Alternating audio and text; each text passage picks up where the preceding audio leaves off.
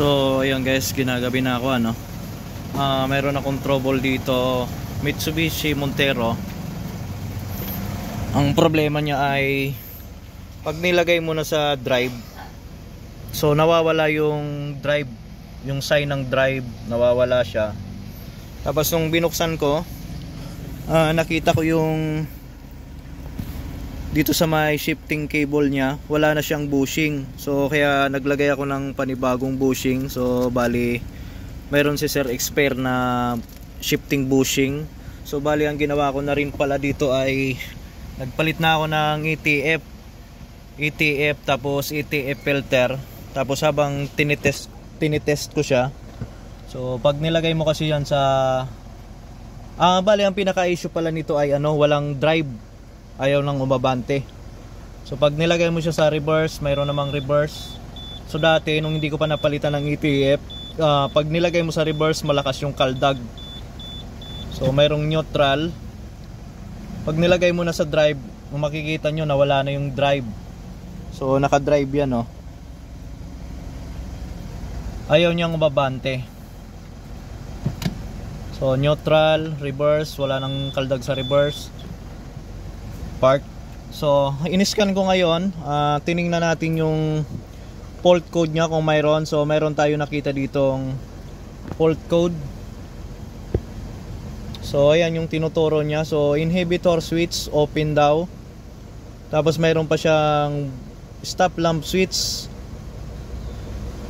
Tinuturo din niya yung doon sa ilalim. So sa may natin, brake pedal.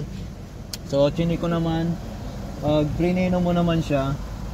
Mayroon namang ilaw doon sa likod. So gagawin nyo natin dito ngayon ay bali i-reset ko muna to. So subukan ko munang i-reset yung computer box, baka sakali matanggal na natin yung code kasi baka dito lang siya nagka-problema. Ayan, baka dito lang nagka-problema kaya nagkaroon siya ng computer code doon. So kina-cut off ng computer yung transmission kaya ayaw mag-abante. So gagawin ko ngayon ay i-reset ko muna to. Yan, i-reset muna natin yan para malaman natin kung umokay na yung transmission ng Montero. So papatayin ko muna.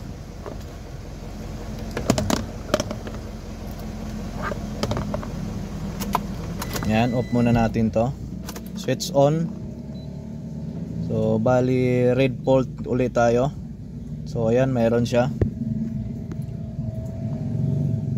Ang gagawin ngayon natin dito ay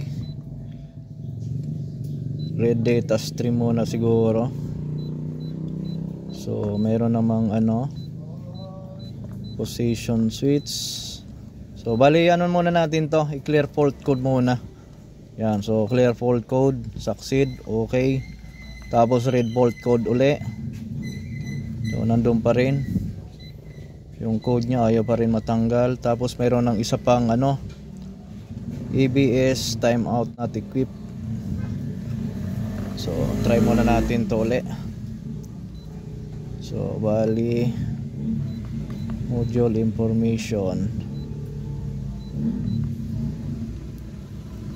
erase muna natin to uli. Yes. So mayroon pang isa na iwan. So try muna natin uli yan. Clear uli natin. So ayun, naiwan pa rin talaga yung isa. So bali start uli natin ito.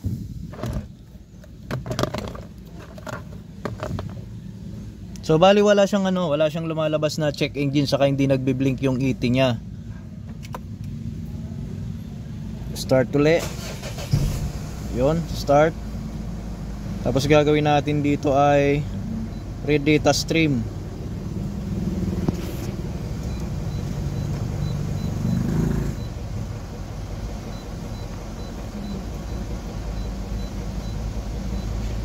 Shift position.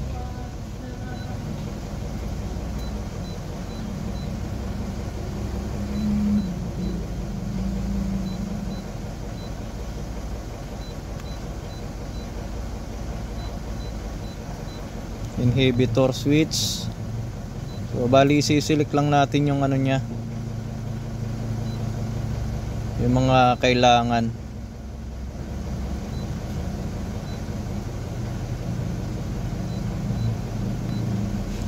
Bali sisiklik lang natin yung mga sa related sa transmission.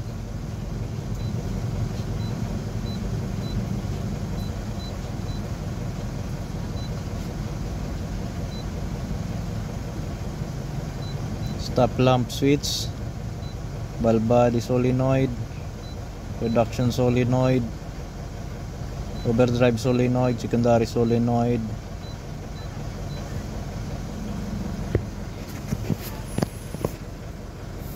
O yan, okay na natin to siguro. Ayan, subok uli. Reverse, neutral, drive. So wala talaga siyang drive, ayaw talaga gumana ng drive.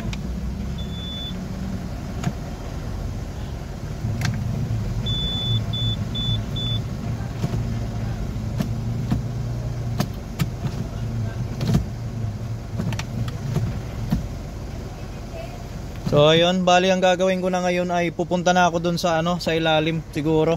Babaklasin ko na yung inhibitor switch muna para ma-check up kung walang problema yung inhibitor switch. So doon na muna tayo sa ilalim. Kasi yun ang tinuturo ng ano natin, computer. So bali yung inhibitor switch nandoon nakalagay sa ilalim. So kakalasin ko muna yun. So ayan, ito pala yung ano natin, inhibitor switch. So ito yung tatanggalin natin dyan. So kakalasin ko muna to para mababa, ma-check up yung laman loob kung mayroon ba siyang ano, marumi ba sa loob, may mga nasunog na. So yung contact. So titingnan natin yung contact nya.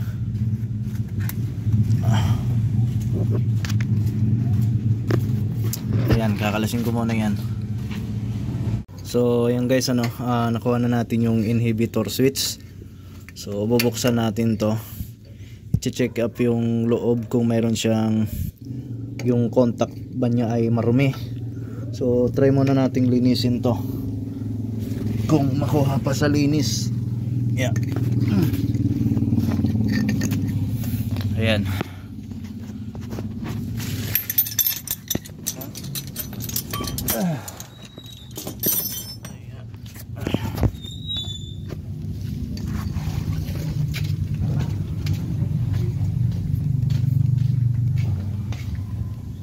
Dito tayo.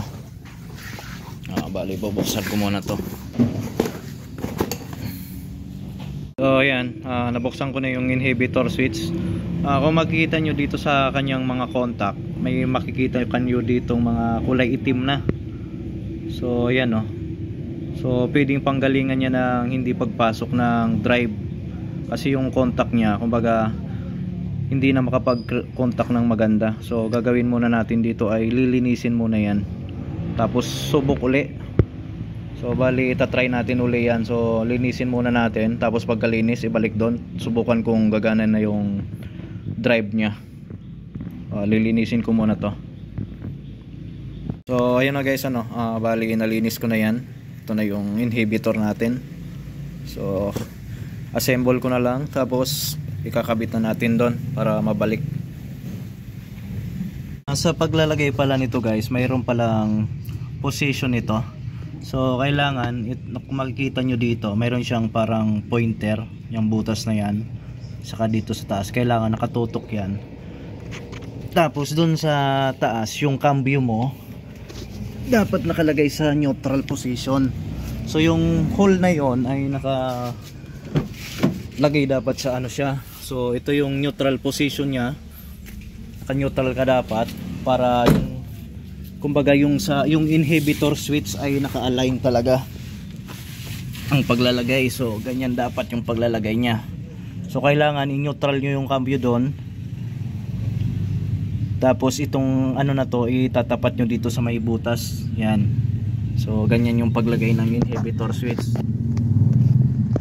So bali babalik ko na muna yung mga tornilyo. Lalagay ko na muna yung mga tornilyo para masubukan na natin.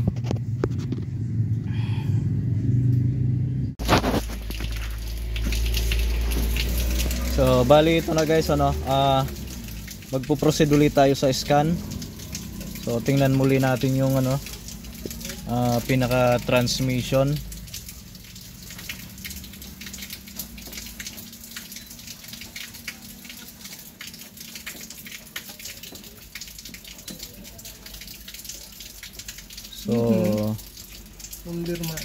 So nakalagay ay ano na, no DTs na. So na clear fault code na siya. Ayan. So subukan na nating paandarin uli ito.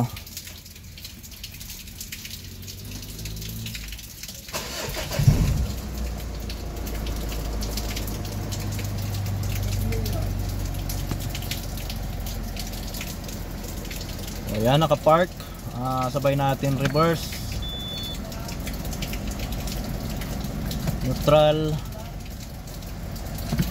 drive. So ayun, mayroon na siyang drive. So ayan, naka-drive na yan. So ang pinaka naging problema niya ay dun sa ano niya, sa inhibitor switch, saka yung shifting bushing dito. Siyempre malilito yung computer kung ano yung susundin niya, yung shifting ba or yung inhibitor. So kaya nagkaroon siya ng fault code. So ayan, kung makikita nyo, pumasok na sa drive. Mayroon ng first gear, second gear. So kanina pag pinasok natin sa manual yan, ang lumalabas ay neutral. Naka-neutral lang. So basahin natin ulit kung mayroon pang fault code. So sinasabi niya dito, wala na daw fault code. So na-clear na natin yung fault code. So yung drive, nandun na yung drive. So magkakaroon na rin to ng abante. So okay na to, road test na lang namin to. Ayan. So ang pinaka problema niya ay inhibitor lang.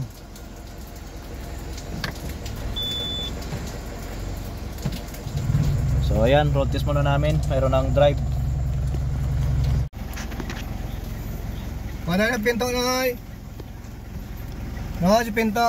Kapi ka daw.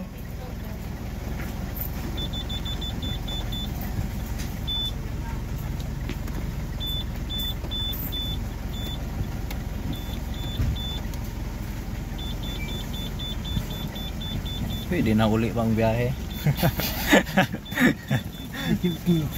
Tinaklan ko pa kaya iyan. Nagparapaulay ko pa. Kapirang biyahe daw. Wala itim lang ano, itim na marayang ano, fluid. Pero pag nabaw, kura pa siya.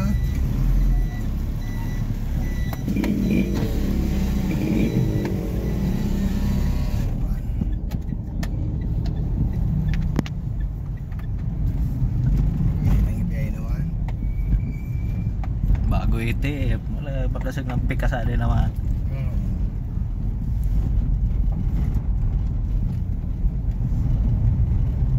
Order naman engine support, Valve cover. Para sabay ano na, linis ng EGR uli. Catalytic. Nung kayo utol mo, ang duda ko doon, yung catalytic converter baka barado. Kaya di mo magpa-function ng maganda yung EGR. Oo. Pwede. Barado yon.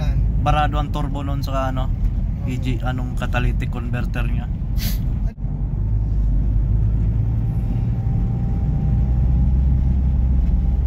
May nang pikada. Person ano. Mati na. Nga na, nagawara siya. Nagawara sa likod. Naka ano na, marumi na din.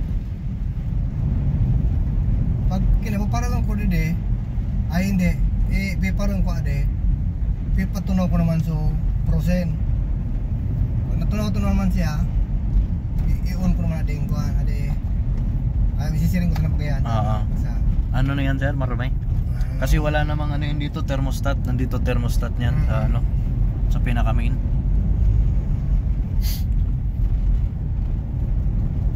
So yun guys, okay na yung ano, drive, may hatak na.